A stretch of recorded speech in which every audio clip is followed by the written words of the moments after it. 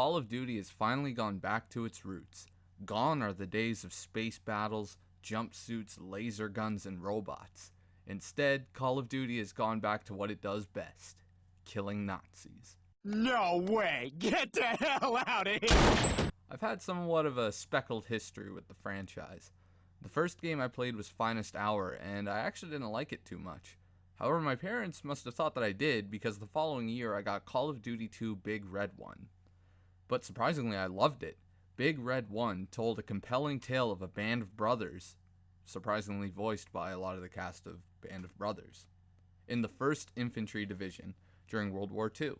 We follow this group of young men through the sands of Africa, into the cities of Sicily, onto the beaches of Normandy, and finally punching our way into Germany.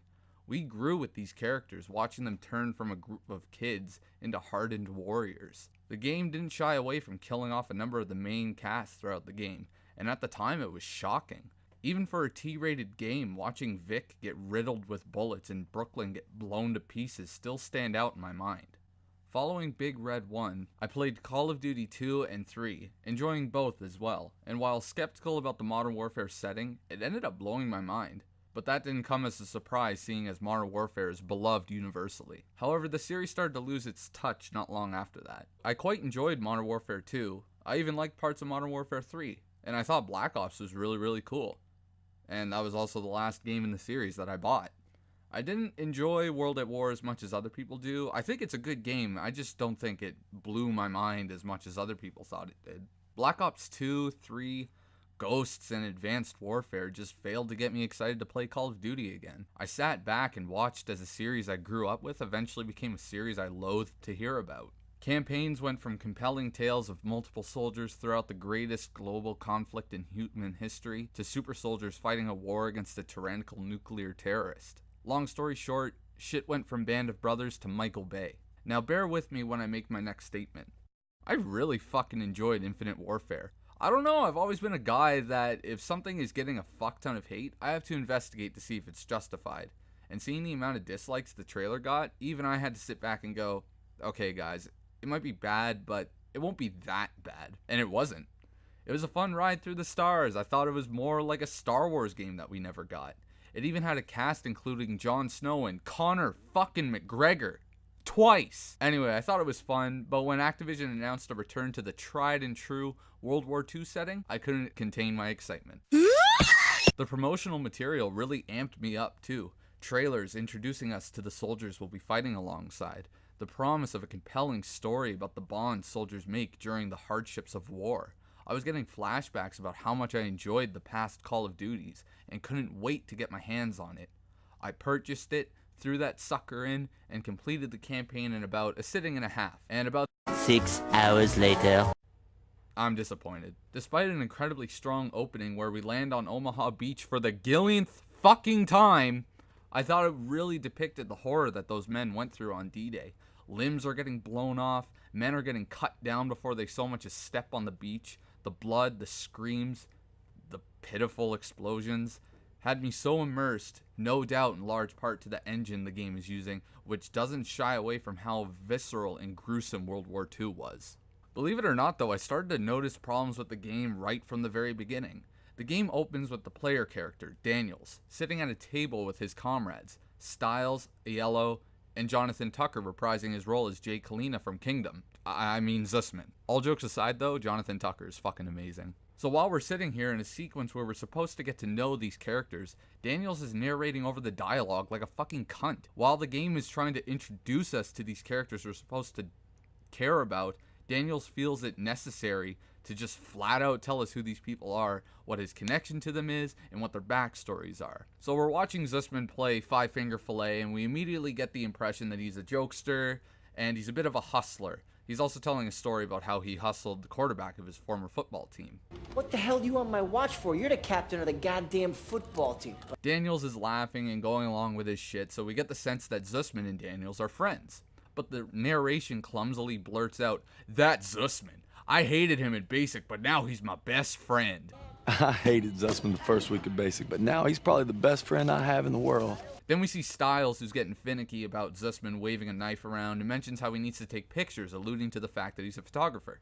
I gotta keep all my fingers. I'm gonna take photo of the year. The narration, once again, tells us that Styles, he's gonna be a photographer someday. Styles says he's gonna be a photographer for Life magazine. And finally, there's Aiello, who bets his St. Michael necklace on a round of 5-finger fillet. He mentions that he feels the necklace is what got him out of the Kasserine Pass.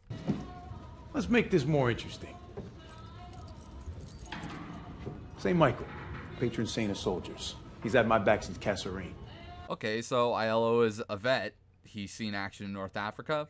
And you guessed it, the narration once again feels it necessary to tell us who the fuck Aiello is and what he did. Shit. Aiello's the vet, but being honest, he's what Ma would call a bit of a rube. Sledgehammer. I don't know if you know this, but video games are a visual medium.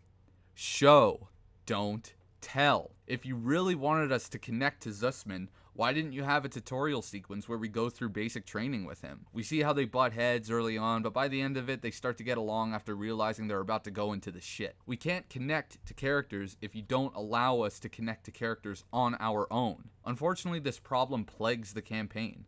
The failure to connect to our supposed brothers in arms, resulting in me not caring about whether or not certain characters lived or died, and the bombastic, in-your-face Michael Bay set pieces took me out of the experience that I was in the Second World War. After the third mission of the campaign, the game totally jumps the shark and thrusts us into a mission where we help a British special agent and Peggy Carter derail a fucking Nazi super train.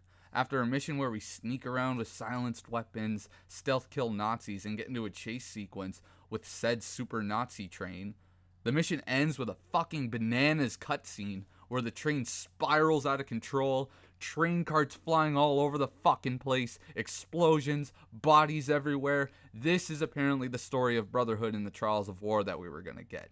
An over-the-top, zero-character, in-your-face wartime action movie that perpetuates every single wartime cliche in the book. Don't get me wrong, every COD has their Hollywood moments. Every time I have to get into an AA gun and shoot down German planes by the dozens, I rolled my eyes. It doesn't stop there though. Afterwards we play as a French resistance fighter, though admittedly the sequence in itself is rather interesting. We have to memorize our cover story in case we get questioned. We have to meet up with a contact who can supply us with explosives for the rest of the resistance to enter the compound and overwhelm the garrison. It was all very interesting, surprisingly enough.